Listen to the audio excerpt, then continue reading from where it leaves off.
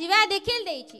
शिव्या देऊन काय म्हणायची, अरे काळ्या विठामुळं मायेच्या कारट्या, तुझी रांडरंडकी झाली जन्म सावित्री पिढाल्याली, तुझे गेले मढे तुला पाहुनी काळ रडे, उभी राहोनी अंगणी शिव्या देती दासी जनी।